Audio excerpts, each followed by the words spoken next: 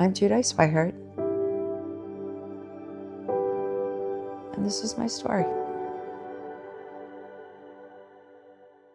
I grew up Catholic, and my dad was atheist, but he always supported my mom with her, wanted her Catholic, us to be raised Catholic. And I used to go to church. We did the catechism, you know, the first communion, the confirmation. I helped my mom with the church and stuff. How I met Steve. Had a hard day at work, pull into the parking lot. I see this guy walking towards the laundromat. It was across from where my apartment was. So I went ahead, get out of my car, and I knew hi. He goes, hey, how's it going? You know, yeah, we'll get together someday. I said, okay, yeah.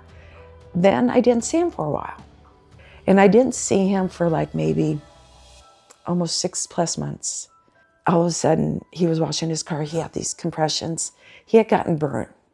That's when we gradually start communicating to each other.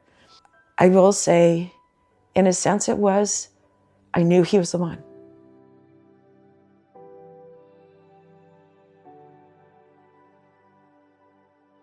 That day, it was like any normal day.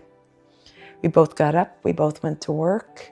He came home and he goes, I want to go mow the back. And he goes, I want to go mow the yard. Really, Steve, you have to go mow the yard? He goes, yeah. He goes, if I get it done today, I don't have to worry about it. I said, okay, I love you. Be careful. And he turned around, he goes, I love you too. Not knowing those were the last words we would ever say to each other. So I went ahead and like I said, I was just bopping around the house, grabbed the phone, went out to the garage, and I came around and I saw him laying there. I never screamed so out loud in my life. I'm just screaming and screaming, and my neighbor Teresa and her son Sam were home. They could hear me and they were like, what? And they came out. And we're trying whatever, and she's calling 911. Sam's, you know, everybody that day, it was so chaos. And because as soon as I walked, I knew he was gone. And I just said, don't leave me. They got me a chair. I sat down and I just like, all of a sudden it was just like, it was calmness came. And even that night, Kim stayed with me because my sister Ann was flying out the next morning. I was laying in bed. I was laying on Steve's side, and I had Toby. They didn't bring Toby over until later because they wanted the chaos. And he went ahead and it was the last time he's ever slept on top of the bed with me.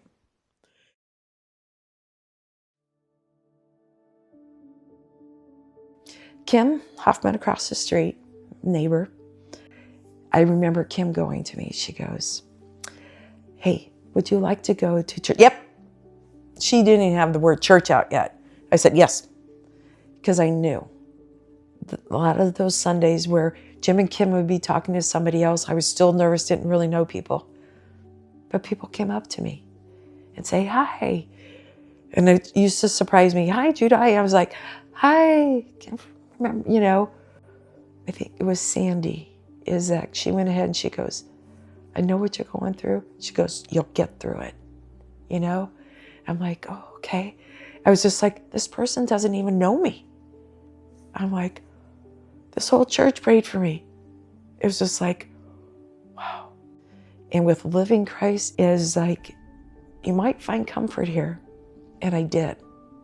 I felt like I was home again. I can't get angry with God because I'm learning it's like he had his plan. I may not have liked it, but it's just like, okay. I didn't want to be bitter. I didn't want to, at times I just get frustrated, but it's just like, no, I'm not. I go, I don't understand.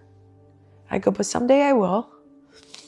And I even said a grief share this past week, and I said, yep. And I go, I want answers. When I'm coming up, I want answers. Jesus will never replace Steve, but he's replacing the comfort that I'm getting. He's always been there, But I think with Steve's passing, he's like letting me know I'm not alone. I'm Judi Swihart, and this is my story.